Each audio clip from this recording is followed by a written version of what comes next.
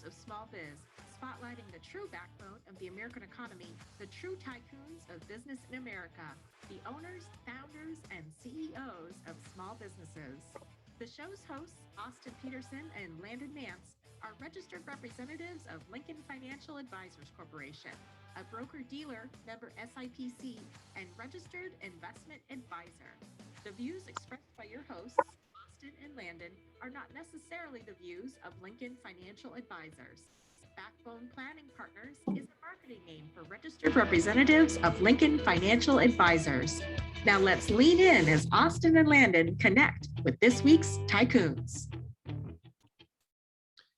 Good afternoon, Tycoons, and welcome to today's episode of Tycoons of Small Biz. I'm your host here, as always, in studio in Tempe, Arizona, and joined by the best co-host in the business live from Las Vegas, Landon Mance. Welcome to the show, buddy. Thanks, man.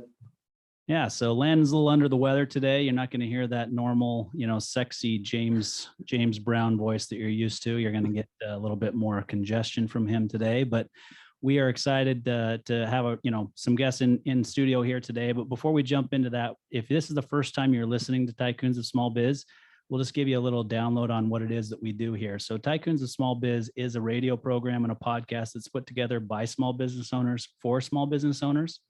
Landon and I are both small business owners. We are, children and grandchildren of small business owners. Entrepreneurship really runs through our blood. We truly believe that the small business owner is the backbone of the American economy. That's why we've actually named our other day job, so to speak, Backbone Planning Partners, because we truly believe that it is the backbone of the American economy. And we wanted to give a platform and an opportunity for small business owners to tell their stories. So with that said, today, we definitely have a couple of tycoons in the studio with us today. We've got Corina, Burton, and Patrick Meaz. They are co-owners of CPR Construction Cleaning here in Arizona. So Patrick and Corina, welcome to the show. Thank you so much. Appreciate it. Yeah, we're excited to have you guys in here, and we know a little bit of your story because we've had some interactions previous to the show. We always have a pre-qualification call with our potential guests, but we've also had some other interactions that we may or may not get into in the show as well. But before we jump in, let's start with you, Corina. We always have our guests tell us a little bit about themselves personally. So, where did you grow up? Do you have a family? Are you married? Do you have kids? What did you study in school? Just kind of give us your background and how you got to where you are today with CPR Construction Cleaning. Well, my background, I grew up in a small town just outside of Yosemite National Park, which is in California. It's northern central, beautiful, but very small town.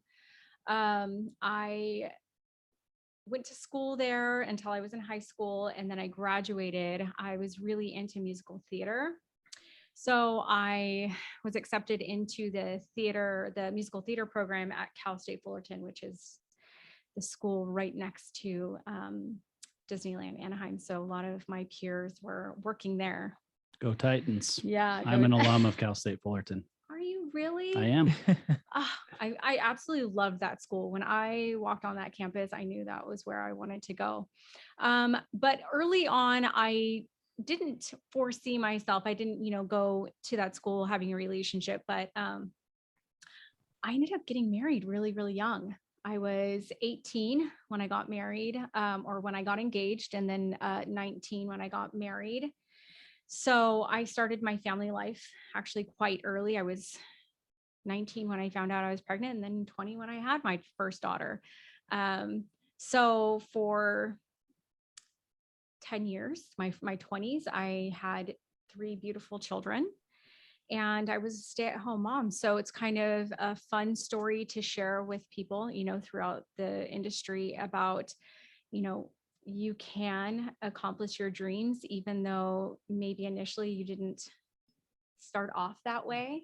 You can still achieve them and have the success that you've always wanted. So for me, that was really my background. I was married for 10 years, and I ended up out of that relationship. I really, and to make this enjoyable, I'm going to let you know that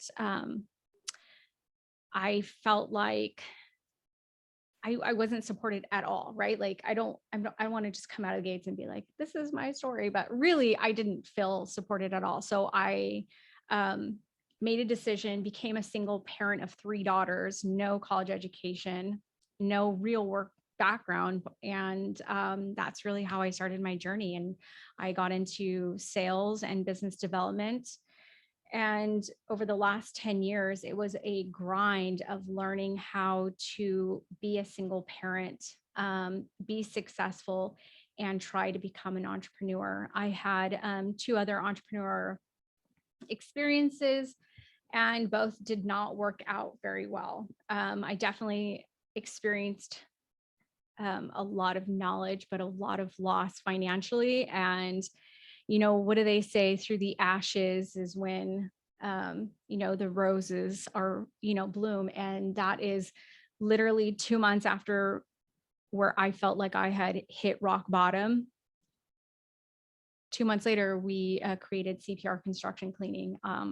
We really didn't have any financial backing behind that. I was not in a financial state to be able to pursue that, but all things came together. I don't want to get too much into that because I'm sure you're probably going to ask a lot of those questions, but my story and my background of my life and my career has lots of twists and turns in it. It's not your, I guess, typical what I hope for my daughters. I would rather have them have a little bit more, structure. 5 years ago, I remarried. So I am married again, and I have another beautiful daughter. So I have 4 amazing daughters. They range from 17 to 5 years old. And, for them, I hope that their journey in life is easier, but I'm glad that I can help them through these roadmaps of how life can be very, very unexpected and its twists and turns. Yeah. So we'll definitely dig in more to the failures, because honestly, that is where we learn the most. Right. I think, too many people think that entrepreneurs just have great successes, right? And all of a sudden, you're going to become Elon Musk or, whatever. But the reality is, Elon's had his failures. Everybody that you can think of today that is a famous business person has had failures either along the way or in separate businesses. And so I think that there will be a lot that we'll unpack there if you're okay with that, for sure. Absolutely. I am kind of an open book. I feel like it's really important for an entrepreneurial journey to be exposed in its truest self, because it helps people have a realistic idea of what that entails, right? And to give people hope too, because I think that there are so many people who are like, well, I don't have the money, I don't have the support, I have children, I don't have X, Y, and Z, and then they automatically feel like they're not a candidate for their dreams and their desires. And that's not the case. It's really, truly your mindset on how are you going to achieve it. And once you start making those steps, you're going to start seeing that everything will fall into place, but you have to be prepared to work hard for it and make sacrifices, take risks, see the loss. But in the end, you're ultimately going to find the true success that you're looking for. And you also find the people who will support you, right? Like ultimately, I did find my partner in life, my husband, and then obviously I found the right business partner, right? I had 2 successes or 2 failed attempts with 2 business partners that could have scared me to be like, I never want to do this again with someone, I want to do it on my own. But that wasn't the case. I just knew that I needed to find the right person to take that journey with me. Because as you know, being an entrepreneur, some people think having a business partner, it really can be complicated, but if you find the right person, oh my gosh, it makes things a million times easier, because it's the yin and yang. Like you drive a business together, but you're driving it, in different lanes, but at the same time. And it makes your success, it can catapult it much quicker than trying to carry everything on your back and, it be exhausting to a point where, it may make someone feel like they can't continue on. But when you have the right partners and the right people in your corner, right? Like people like to say your tribe, then you can do anything, right? Yeah. Yeah, no doubt about it. And I'm sure Landon will have a lot to share about the importance of having a fantastic partner. But let's jump to Patrick for a minute and let Patrick tell us a little bit about his background. Yeah, so a little bit different than Corina. My wife and I grew up Salt Lake City, Utah, just a suburb of Utah. I fell into the facility maintenance industry when I was 20 years old. I've now 38, so I've been in the industry now for about 30 or 18 years. I had the opportunity to marry my high school sweetheart. My wife and I are going on 18 years of marriage. I'm sorry, 19 years of marriage this next year. We've adopted 3 beautiful kids, ranging from 13 to 4. Love that. It keeps us still keeps us going and active, with their lifestyles and what they've got going on in their lives. Facility maintenance industry for 18 years, primarily in the commercial janitorial space. I've had successes in my career, but that's come with, sacrifice from my wife and my family. We've moved multiple times across the country. We started in Utah, in facility maintenance, and then we moved to Denver, lived in Denver for a few years, then relocated to Minnesota. We were in Minnesota for a year. And we've now been in beautiful Phoenix, Arizona now for 6 years. Actually, this next month, in November, we're going to be celebrating 6 years of being here in Arizona. For me, it's kind of been the opposite. I haven't had quite the opportunities that Corina's had from an entrepreneur standpoint, but I have had the success from a business standpoint to where the last 10 years or so of my career, I've had the opportunity to work for other individuals and run companies, run regions, run divisions, et cetera. And again, those kind of segue into some of your questions, but that's kind of where Corina and I, hooked up and initially started working, was for a large nationwide janitorial company. And that's really where we started planting the seed and the idea with one another to eventually start our own thing and get going. And here we are now working and running CPR. Awesome. Yeah, Sorry, I was just going to say, I do laugh about that because, the company where Patrick and I initially met, they were really adamant about finding the 2 people who were, rock star business development, rock star operations. Like, it's kind of like if you were watching a TV show where you're trying to find your, companion, but this is for, business, right? And they found the right match. And the reality is that we were meant to do something, obviously, in the future together and create something amazing. And so I'm always like, thank you, company who did that, Yeah. because I never would have met Patrick, if it wasn't for that situation. Yeah. And I think that's interesting to see, the way that came together. You guys worked for a company, you didn't know each other previously. They matched you up, Patrick on the operations side, right? I've got that correct. Yep. And then you on the business development side, Corina. But the odd thing that you mentioned right before we went live is that you do actually live about a mile from each other. Correct. And didn't even know each other before that. Right. It's very true. I know. And actually walking in, I kind of laughed and I said, we're just going to say that. Were you going to say that? Yep. See, we are so different, but we are so alike in so many ways. It's crazy because just the way we think, we're always like, yes, we're in the same alignment. But the things that he's very passionate about is, he's very organized, has very strong analytics, and will make sure that he's got plan A to Z. And I'm like this dreamer, and like, I've dreamed up this dream, Patrick, now execute it. Like, let's get it together. And so, but yet, like, our similarities in the way that we think is typically, I would say, like 98%.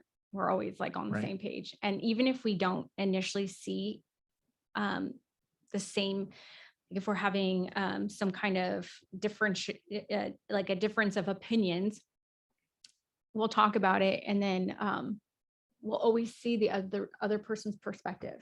And that's the cool thing about, when you find that right person in business, is that, you may not always agree with everything, but at least when you do have that discussion, you will understand that person's perspective and honor it and respect it. So yeah, it's funny because we're like literally yin and yang, but yet we're like exactly the same at the same time. Like, that's a real thing. Agreed.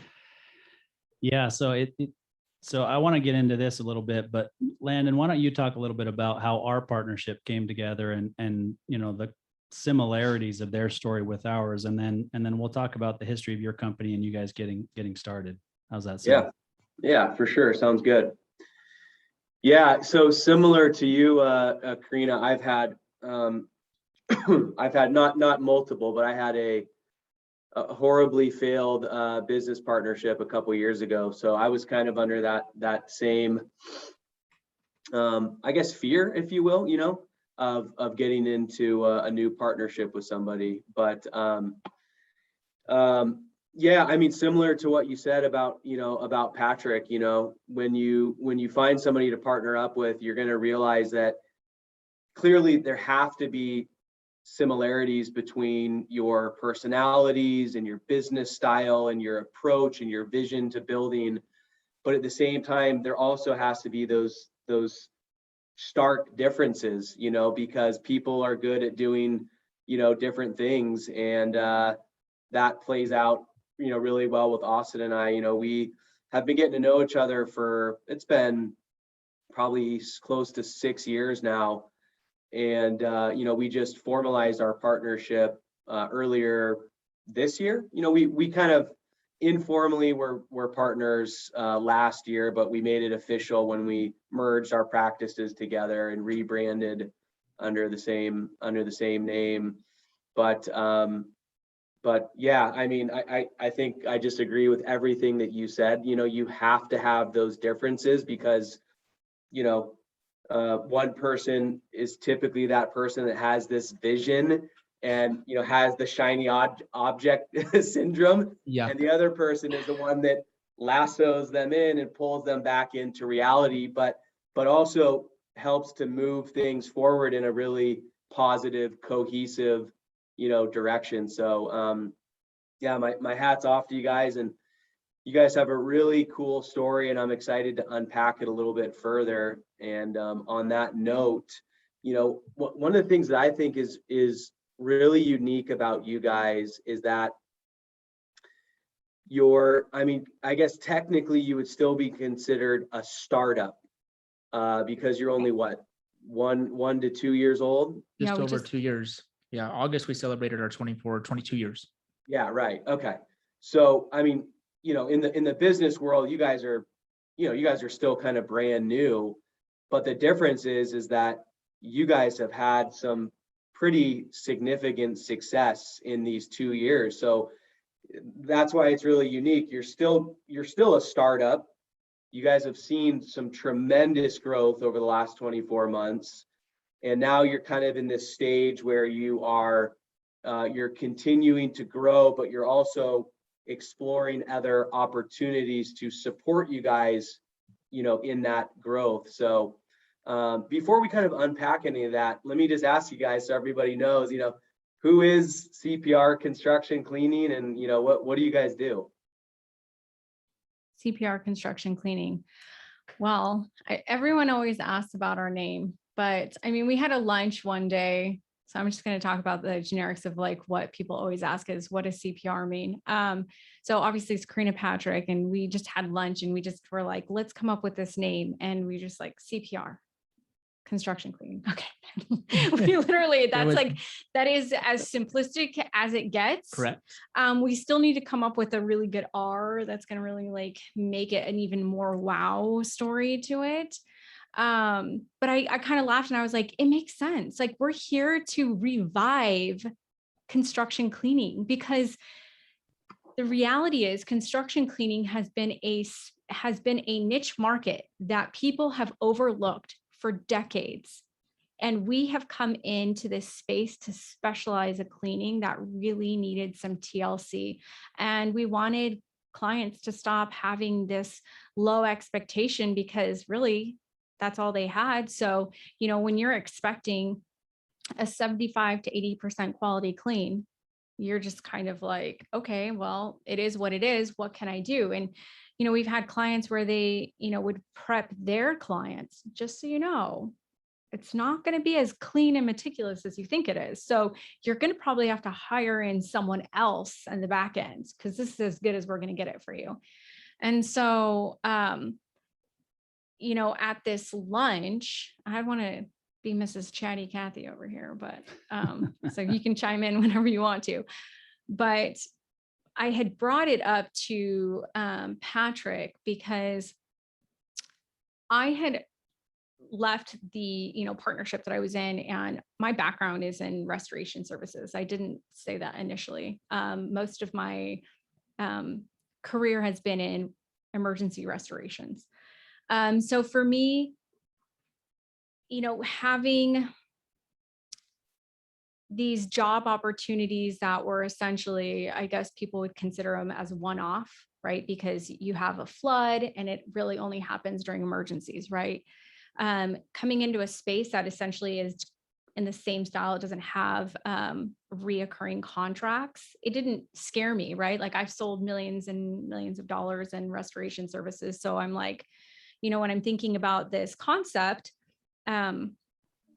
it didn't make me feel nervous, because most people, the reason why they don't get into this space is because of that. They're very hooked on janitorial, and Patrick's background is in janitorial and facility maintenance. So, I had a client in the construction world ask me, I don't know why, but I feel like it was intervention. It was the universe saying, Corina, you need to do this, even though I didn't know. But I literally had multiple people ask me, the company you work for, because I, had jumped shipped, just randomly started working for another company that was in the industry, just to kind of figure out what am I going to do with my life. And so I had these clients in the construction industry say, does your company offer construction cleaning? And I was like, what? No, we don't. And then I started, I got asked a second time, and I'm like, okay, there is something about this construction cleaning that is an issue. And so, I asked Patrick about construction cleaning, and I'm just going to back up a little bit, but in the reason why I've had such success in growing and building businesses and generating large profits for the companies I work for was because I would always find the problem. What is the problem in any industry I was in? Find the solution. So it didn't matter if I was in an overly saturated industry. It didn't matter if I was in janitorial, if I was in restoration, carpet cleaning, it didn't matter, because I would always find that niche in that particular service that needed a solution. And so I kind of put this light bulb in my head, this is clearly an issue. So I think that's what we're going to do. We're going to create a solution for it. And so when I brought it to Patrick's attention, and I was at this lunch where we literally developed everything at this one lunch, he was like, hell yeah, this is it. This is what we're going to do. And we basically ran with it. And it hasn't stopped since that moment. Yeah, we've been on fire since. Yeah. It's been great. Yeah, that's awesome. I think, it's one of these things where when we spent some time, we went through your pitch deck, Landon and I did, and Right. kind of gave you some feedback on that. And the thing that shocked me was that there was not a company out there that specifically did construction cleaning. That shocked me. Yeah. Right. I mean, I grew up in the construction industry. My dad was a stucco contractor. My uncle was a stucco contractor. We've developed real estate. We've built spec homes, and Landon has some real estate background. It's shocking to me that there's not a company really out there that specializes in construction cleaning. There's these companies that do it as part of their services. Correct. Right. Yep. But they don't specifically focus on construction cleaning. And so, I've got another idea. 20% stake is all I ask. And this is from personal experience. So I just got back. My wife, so you're from Utah, you'll know this. I was on BYU campus last week. My wife was presenting a paper that she had published for the Sperry Symposium. And then they were also dedicating an archive for some refugee work that she does, right? And we stayed in an Airbnb. We stayed in 3 Airbnbs over the last 10 days because we also went to Idaho to visit our daughter in school and whatever. But we got to this Airbnb in Draper, Utah on Sunday night, and it was about 9:30. And we walk into this basement apartment that we'd rented for my wife and I to stay in while we were there. And there were dirty dishes in the sink, dirty towels hanging up in the bathroom. The bed was unmade. Clearly, the cleaning crew had not been there to turn over that, Airbnb. Right. And so it made me think of you guys, knowing that you guys were coming up on the show. And I thought, I wonder if there's groups out there that specifically focus on Airbnb cleaning turnover. Right. And so it's another niche that Yep. Yeah. there Yep. may be a group. I didn't do any research, but I thought of you guys when I walked in. I thought, you got to be kidding me. And luckily, they also rent the upstairs and it was empty. And so we were able to sleep up there that night while they came and cleaned the Yeah. next morning. But it's a problem, right? Correct. It's little things like that. You guys are dealing with it in the construction industry. Airbnb is dealing in it in, with the fact there's got to be a quick turnover. And if you don't have, this is key for you guys, Mhm. crews that you can count on to go in and do the job the way that you guys specify it in the time frame that you specify, you're still going to have those same problems, right? Correct. Yeah. And that's something that that we deal with, or I guess clients deal with in the construction space.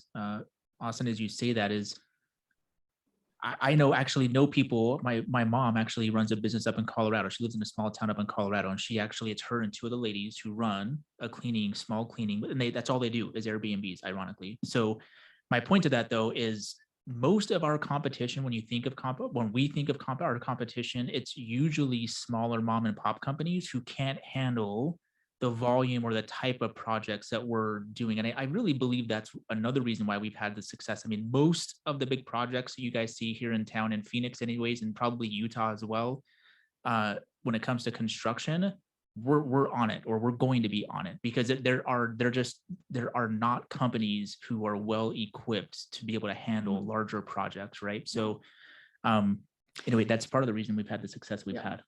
And it's like what you were saying, most, if not all companies, I mean, there's one company, I won't say the name of it, but most companies offer it as an additional service, right? Like this is how janitorial companies are, even maid service is, we do, they're going to always tell you their bread and butter on the top, right? Because that's the list of importance. And then construction cleaning's like at the very bottom.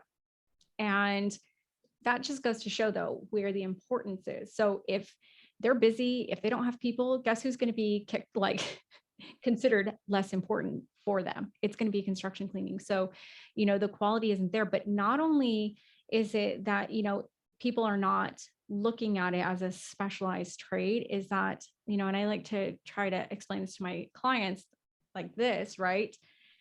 Why would you have a pool cleaning company come and build your pool? Because cleaning is not, it's not going to be equal, right? Somebody who comes and cleans somebody's home, like a maid, is not the same as coming in and doing janitorial and dumping out the trash and, making sure that you're hitting every room and vacuuming. It's a completely different trade. But when it comes to construction cleaning, it is completely night and day from janitorial. It should not even be in the same space of like, if you're going to offer that, it should be a completely different. Your team who's on there should be completely different. Your management should be completely different. Your style of execution is going to be completely different. And the beauty though of Patrick's background is the collaboration between the really great things that come from janitorial, that he's able to blend it in with our construction cleaning, almost giving it this experience of a class A experience, right? Like we have people who are not just managers and leaders, but we have quality control people as well, or, team members who ensure the quality that our clients are going to be receiving. And it really should be like, well, I think that people, as they're, as we're growing as a company, they're seeing that like there is a major difference between the two. And it's great to finally have someone who actually puts it on a pedestal of care. And with the pandemic and everything, clean is perceived differently, right? It's not just about, does that countertop look clean? I want it to make me feel clean. Has it been disinfected and all Right. the things, right? So it's not just about appearance, it's about how well you're actually cleaning. So, it's just, we're entering a completely different world when it comes to quality of clean and what that means to society today. Yeah. So Patrick, unpack that a little bit for us. Tell us a little bit about the process that you guys go through in whatever you guys do most, whether it's commercial or residential, or maybe you do both equally. And, what does the process look like, and how are you able to control that from a quality standpoint at all of these different locations? Yeah, good question. So first I want to put this out there, because a lot of people think when we're talking about construction cleaning, you think of like a home, right? Residential, something like that. We actually don't do a lot of residential. We do, I would say probably 95% of what we do is commercial. And I would bundle new multifamily apartment complex with that commercial, because that's a big part of, Corina mentioned the word bread and butter. Part of our bread and butter is multifamily. And so we do a ton of multifamily.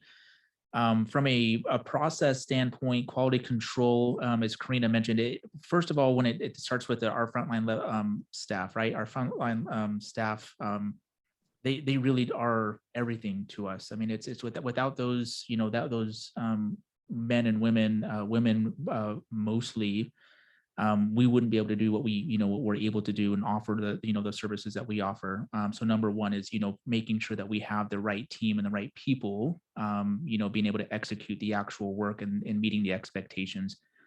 As Corina mentioned, one of the things that we've implemented, and this will probably be the only small piece of secret sauce I'll share since you asked the question, Austin, is we do have quality control managers out there. This is something that, as you mentioned, an Airbnb, right? I'll use that as an example, right? If that company someone's cleaning that space, they just didn't clean it that day or when they were supposed to, we have quality control managers that we've hired. And so instead of Corina and I taking additional profits or whatever, we've reinvested a lot of our money back into the business, where we're hiring this, mid-level manager position as a quality control manager.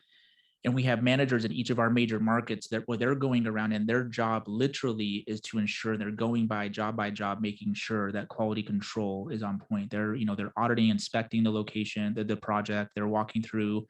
The goal is ultimately to even do what we consider kind of a joint audit with our clients. They're walking with the actual clients, doing inspections, right? Making sure the quality is there.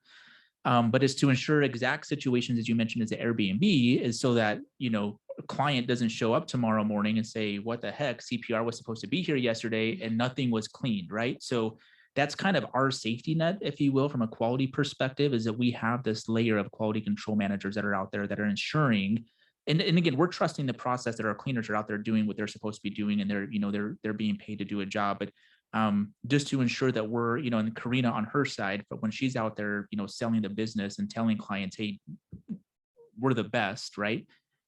She knows she can go to bed at night knowing that we're able to back it up and actually execute. And so we have these quality control managers out there they're amazing. And then we have this whole process where, we're getting client sign-offs and signatures and whatnot. So to ensure that, that the client's in agreement with the quality of work that we're providing. And in 2 years of business, just over 2 years now, I can honestly say we get very, very few. I mean, we're not perfect by any means. I do say that we're the best, and I would be willing to put our services up against anyone else out there, but we're not perfect by any means, right? But with that said, we get very, very few minimal complaints, and it's amazing. So it's great. So last follow-up question to that, and then I'll let Landon ask Corina specifically about the failures that we talked about earlier, because I think we're going to learn something here at the end of the show on that. But do you guys use technology in the different checklists, or are these paper checklists? What have you guys done, for that? Yeah, so that's a great question. And part of the deck that you guys mentioned, the pitch deck, and we won't, depending on how much time you guys want to talk about that. So yes, we have a cloud-based system today that's really in what we're calling, it's in beta mode, really, right? But the ultimate goal is we look to bring on some additional partners potentially, is we want to get a cloud-based system, which I've worked with in the past. And as Corina mentioned, from my background, I've utilized a system like this. There's only one system that I'm aware of that actually encompasses everything that we want to do, but it's going to be a cloud-based system. Someone can have their iPad or their cell phone. They're going to be able to do these inspections from their tablets or their phones, and then have the client sign off, give a grade, et cetera, from their actual tablet and phone.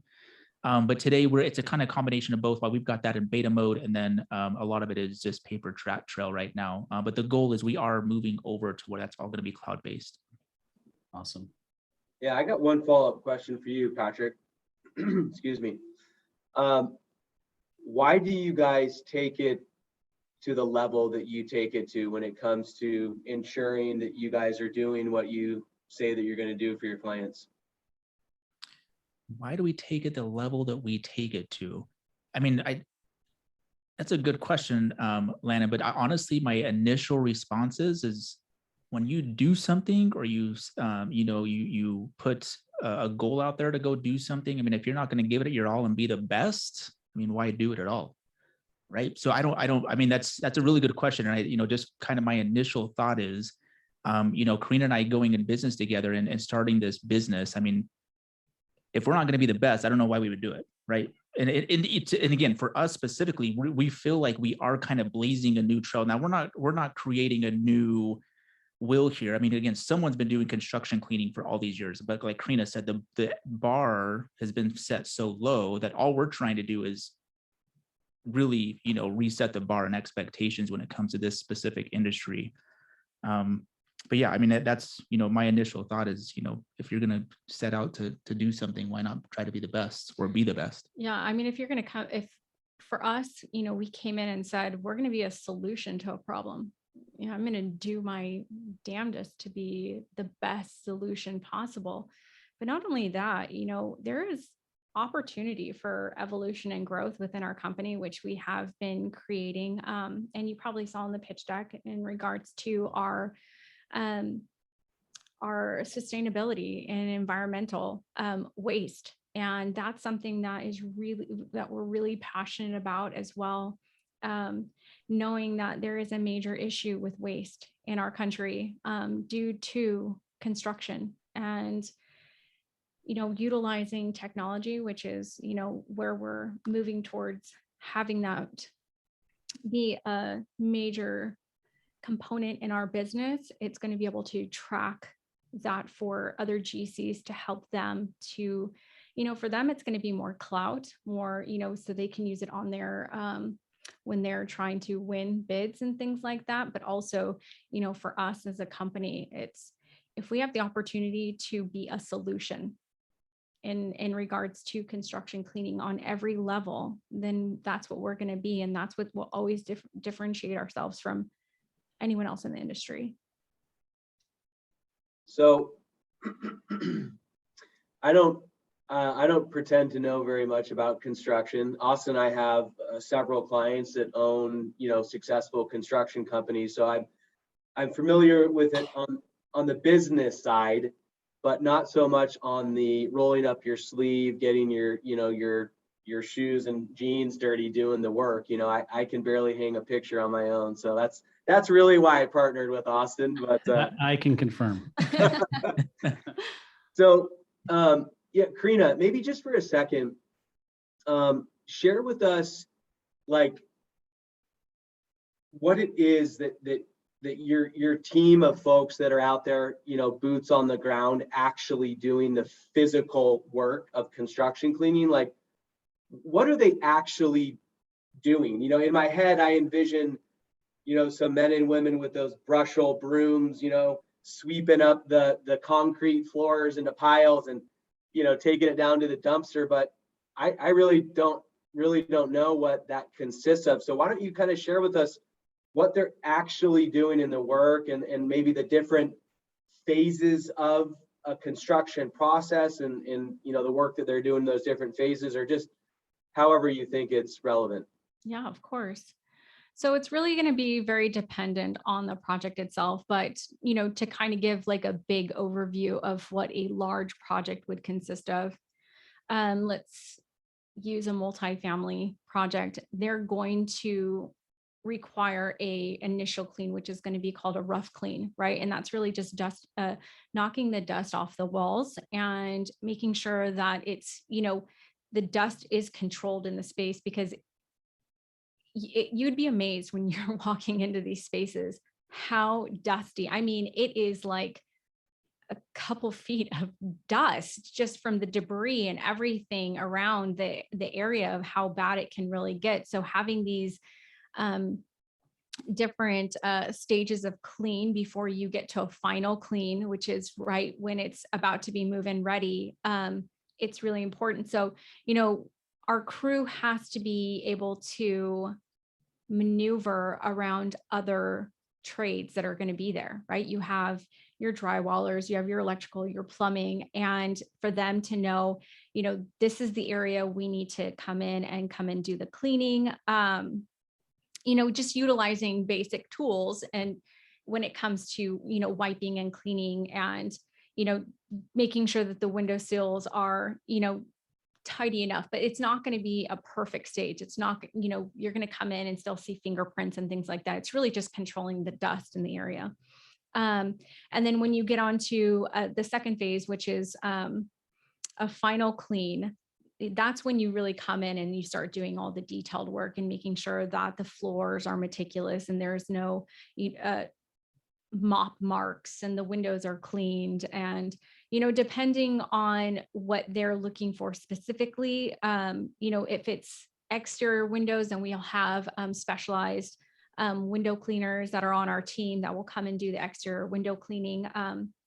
But our guys and gals on the team doing the interior cleaning, it's really going to be basic materials that are still. Patrick, help me out here, because I feel like he talks about this more than I do, because he does go out in the field. But it is basic. You've got your backpack vacuums, your mops, brooms, your cleaning supplies, your rags. Like, it's not really rocket science when it comes to that type of cleaning, but it's the detailed. It's being meticulous. It's really taking your time, and I just didn't want to like dumb it down, right? Like, I didn't want it to sound like that. So that's why I'm like, Patrick. This is how I describe it, Landon. So it's a top-down clean, right? So your room that you're in right now, did you think of any room? And obviously the size of the room could be large, small, whatever the size of property, but we really do a top-down clean. So we're cleaning everything from light fixtures to, the ceiling vents, walls, baseboards, windows, drawers. We're vacuuming in and outside of drawers. I mean, it's everything from ceiling to floor and everything in between is how I like to describe it to clients. And mostly, to Corina's point, the attention to detail is what's missed most times by other companies. And so, you can walk into a room, you're like, oh man, this looks really great. It looks clean. And then you start noticing, stuff in the corners, and then you open up a drawer, in some of the cabinets or something, and there's dust all over in the cabinets or whatever. And it's that attention to detail that we make sure that we're going above and beyond. Yeah. Our crew is really cute though, because we have some people on our team who they like to make sure that everybody on their team has like all the tools necessary to make their life easier. And I think that's what, we don't have like a high turnover with our team, because, everyone who's on there like puts their love and passion into cleaning. So it's not just like, oh, let's throw all of our supplies in a bucket. It's like meticulous. If you need this type of scraper, if you need this type of solution, our team leads will literally bring these like organized buckets for their cleaning team to make sure that they feel like they have what they need. I think that's the fun part for me. And I love seeing the team dynamic like that, because when you put that love and attention into something that's even simplistic, right? Like the tools that you're using, but you have everything you need, it makes that job so much easier for everyone involved. And there's no excuses, right? Like, I couldn't do X, Y, and Z because I didn't have something, but the reality is when you have everything, then you have the ability to do your best job. Yeah, no doubt about it. I think that, sometimes it gets overused by employees, let's be honest, but, you hear frequently, well, you didn't give me the tools to succeed. Yeah. Right. And so it's important as the team lead in your situation for the team leader to provide that to the rest of the team, so that they have that ability. They know that their team leader cares about them. The team leader knows that you guys care about them, and you're giving them everything that they need to be successful, because you guys have set the bar high, right? I mean, that you've set the bar high, you didn't have that far to go from where it was before, it sounds like, but setting it higher and higher at all times is what allows you guys to be finding the success that you've had thus far, right? I mean, your pitch deck shows us this, your website shows us, some of the companies that you guys have contracts with are very well-known big companies throughout the country, which gives you guys a great growth trajectory. right? And so we can talk about, what the future holds, but before we go to the future, so I'll have Patrick talk about the future, but Corina, I want to talk a little bit about, what you said at the very beginning. So Landon and I both have spouses that are very supportive, right? I've been married for 23 years. Landon's been married 12? No, 6 years. 6, been together for Yeah, almost 12. Yeah. yeah. So but we have, very supportive spouses that help us do what we do, right? We have our business, we have the podcast, we have other things that we're involved in. We're away from the family, and our spouses are very supportive and help us, to do that. It sounds like you didn't have that in your first marriage. So talk to us a little bit about what that looks like and how you overcame that and what's different today and what you guys are building. Well, that is actually the first time I was ever asked that question. So I'm like, have to try and sum it up in my brain. Hard hitting questions at Tycoons of Small Biz. It's okay. It's okay. I think I can handle it. But, my story is kind of a deep one. So, I want to make sure I can sum it up for you. But, I think initially because I got married so young and the type of lifestyle that I was born into, right? It was very conservative, and I didn't really have as many, I felt like, freedoms. And so I was really segregated and put into a box. You are supposed to get married. You are supposed to have children. You are supposed to be a stay-at-home mom. You are supposed to clean the house, make sure that your husband has dinner, and it cannot be just any dinner. Like, it has to be, make sure that it had the 4-course meal type deal. Like, that's just really how I was raised. And, this is generational beliefs that I had been put into, and love my family, but I had to really pull myself out of that. And knowing that way of thinking and believing wasn't the right way, even though I had to really step outside by myself and all alone. I had to make these decisions, which I'm very grateful I did, because here I am today. And also my family and those who didn't support me initially have really seen the light and have realized that I was correct. And it's just kind of learning, right? Like, as you go. But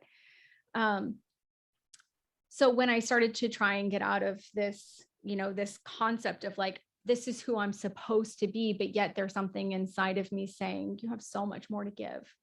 You have this ability, you have these opportunities, and yet you are not being seen as this. And literally, I had no money. I had no idea what I was doing. I had a year of college really under my belt, and I had 3 kids at that time. So I really had to make that decision. When you step out and you go on your own, it is a no fail zone, because your children are depending on you. So, it really built me up to finally see my capabilities, which I'm really grateful for. So this has been a 10-year journey from that moment to today, actually. And for the first 4 years, actually, because 4 or 5, oh my gosh, I don't remember. It's 4 or 5 years. I was a single parent of my 3 daughters, and I had to provide for them on my own. And I'm really grateful for that experience, because it really showed me what I was capable of and what I could achieve. And it also helped me to see things completely differently. And so when I met my now husband, he really loved about me was my ambition. And he was like, there is no way in hell I'm going to stop you from what you are, your journey. And I want to join this journey with you. And so when we got married and we had our baby, I was kind of nervous. I'm like, what is this going to look like? Because I'd never, when I was a single parent, my youngest child was 3, but I had my sister helping me so I could work full time. But really, for most of my children, I stayed at home, especially when they were first born. So I was like, what am I going to do? This is really scary. But having someone who believes in me and being there to support me, it then reiterated to me that your roles in life, though, are not what life teaches you, right? Like for me, it's not a masculine and feminine role. It's about partnership, and it's about who is going to do what, but it's not like a woman has to do this and a man has to do that. It's really truly a partnership and a blend. And that's really what has allowed me to continue to thrive in this entrepreneurial journey and be successful. And he actually works for our company. He creates all of our digital marketing. He is like a guru when it comes to that, which has been a blessing. So it's been fun to see him become a part of our team in that area. But I'm so grateful to have a different dynamic because, you know, if I was continued to be in a role where it's like, for me personally, right? Like everyone's going to be different, but for me, I needed to have the freedoms and the ability and the support from my partner to be able to do things that I guess wouldn't be the typical mom role, I guess. You know, he does a lot of the pickups for me with the kids, and he's an amazing stepdad. So, you know, I'm like, the reality is it's been so many years. So I like feel sad. Like it's weird saying this, but I don't know if I could do this without him. Right. Like he does so much for me. So, you know, it's really amazing to see that I could have done it like the first 5 years I was doing it and doing it all on my own. And now I'm like, wow, this is such a comfortable and beautiful place to be in with someone who fully supports you, even if you don't fit the stereotypes or the mold of, you know, what that ideal situation would be like. Yeah, no, I really appreciate you sharing that with us. I think that it's a great lesson for a lot of people of what you can overcome, right? Mm-hmm. It did make me think of one of my wife's sisters that they had only girls, Mm-hmm. right? So they had 5 daughters, and their youngest is now probably 20. I think she just turned 23. So they're grown now, but in their mud room of their house, there was always a sign that said, put on your big girl panties and deal with it, Mm-hmm. right? Or something to that effect, which, you know, I think that it was about empowerment. It was about saying, look, you're not less than because you're a girl. Mm-hmm. That doesn't mean that you can't go out and do anything that you Yeah. want to do. And so I think that that's empowering. It's unfortunate that you had a husband that wasn't as supportive Mm-hmm. before. And we love, you know, a comeback story. So we Yeah. appreciate you sharing that. I think that's not to like drag this topic on, but the whole empowering thing, the reality is that men and women both face struggles and difficulties, but women innately have so many more barriers that we have to overcome because of society and how we've been stereotyped in certain ways. And so, you know, for me, I'm always like, I want to empower everybody. But if I can, because I have 4 daughters, especially, and I want to see them thrive, I'm like, if I can help another woman to see that they are not their current situation, that they can be whatever they want to be, regardless of not having money, not having support, having everyone think you're essentially like, you know, an outcast, you can still achieve everything you want in life and be happy. And then, you know, have the people who doubted you see and be like, damn, you were right. Yeah. So I got to put this in here. I listened to a conference or like a webinar earlier today on overconfidence, right? And we all know as entrepreneurs that it's important to be confident, but overconfidence can be a bad thing, right? And they shared some statistics. And so the first thing that they shared was 82% of drivers believe that they're better than average drivers, right? Classic overconfidence, right? Because not 82% can be better than average, right? It's even worse for men. This statistic will shock you. Well, it probably won't shock you, but it's crazy to listen to. 94% of all men believe that they are better looking and more athletic than average. 94%. Wow. So there's another concrete example of the difference between men and women, right? Because I guarantee you, 94% of women do not believe that they're better looking or more athletic than average. It is true. I know. And that's the whole mindset thing. And, women have this beautiful nature of having emotions that can sometimes be very powerful, and it can either overcome you or it can create you. And, being in a male dominated industry, which I've been in for the last 10 years, I get asked that a lot about like, why did I choose this industry? And I love it. I love because I can see that the characteristics of women and the traits, not what we look like. Because when you do business with people, it's not about, your exterior appearance or anything like that. It is really what your person brings to the table. And women bring such an amazing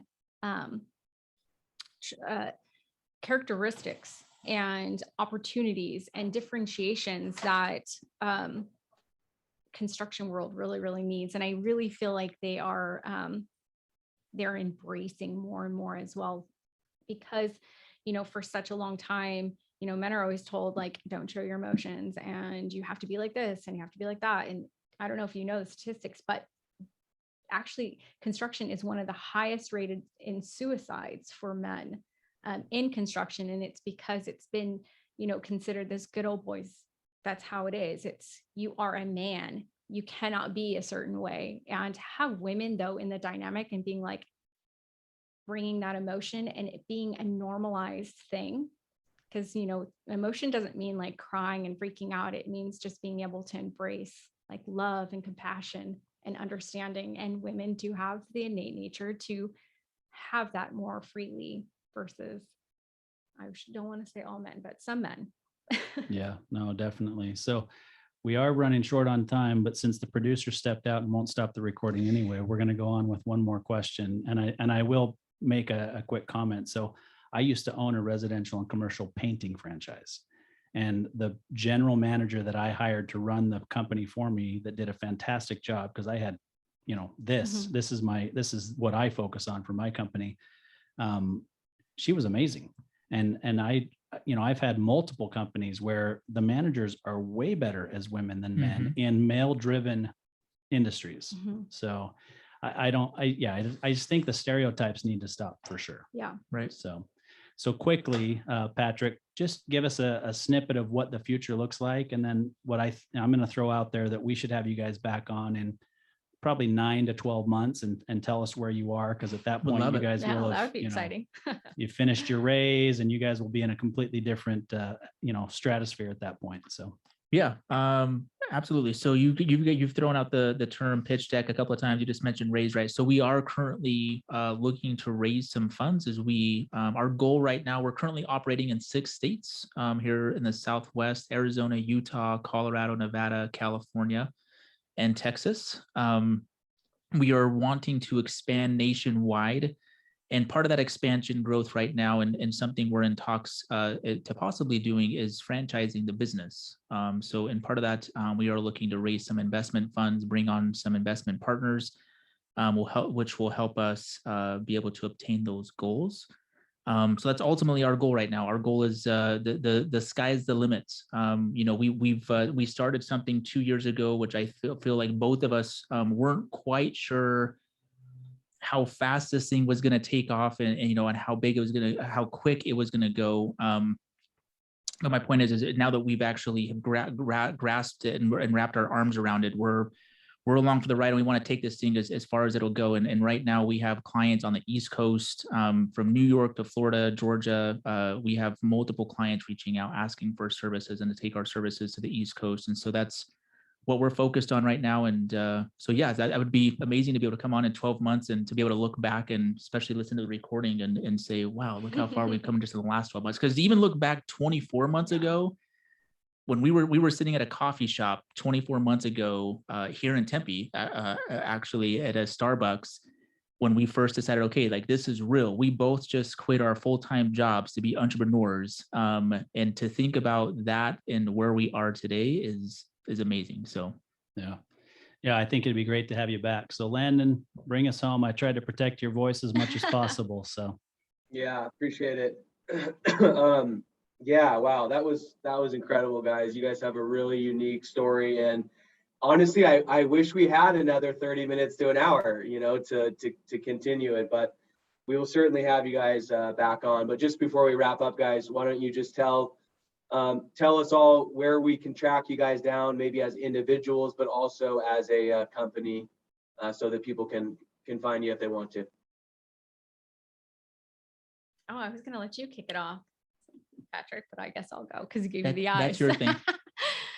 Okay, so for CPR Construction Cleaning, you can find us at, on our website, cprclean.com, as well as we are very active on LinkedIn. You can find us on our page, CPR Construction Cleaning, as well as our Instagram and Facebook. And for me, myself, I am as well very active on LinkedIn.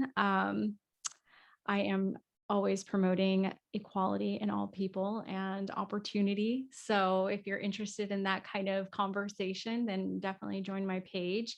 And also, my Instagram page. But for Patrick, we try to get him to be more active on LinkedIn. Mostly just a LinkedIn guy. I do a little bit of Instagram, but mostly LinkedIn. Yeah. So awesome. we're exciting like that, I guess. We just really love that LinkedIn. I mean, honestly though, we grew our company through LinkedIn, through the pandemic. Yeah. So, I mean, I can't say enough about utilizing that platform because it is the one place that your content will trend organically. So if you're not on there, LinkedIn, you should sponsor me because I'm sponsoring you. Giving him a plug right now. You got to do it. No, that's how we connected was via LinkedIn Yep. originally. I think, typically it's our outreach that gets a guest on the program, but I think I actually saw something that you had posted about your story, and I messaged you and said, I love your story. We'd love to have you on the show. So you're absolutely right. From a business standpoint, LinkedIn is key. It's key for us for the podcast, and it's key for us in our normal business as well. So. Yeah. Social media is actually, people get scared of it, but if you know how to share your story, it will exponentially grow your company beyond what you think is even possible. So couldn't have said it better myself. Well, thank you guys so much for the interview, for coming in studio and sharing your story. We really appreciate it. Well, thank you. Yeah, thank it you. was good. It's great We enjoyed being it. here. Get better, Yeah. Landon. Thank you, guys. Thanks, appreciate it.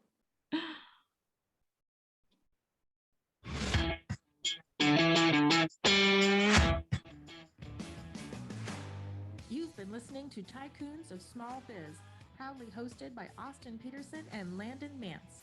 Austin and Landon are comprehensive financial planning professionals specializing in financial, estate, and succession planning for small business owners. Austin and Landon have offices in Scottsdale, Arizona, and Las Vegas, Nevada, and represent clients in 14 states throughout the country. Join Austin, Landon, and the featured Tycoons live every Tuesday at 1 p.m. right here on Business Radio X and your favorite podcast platform.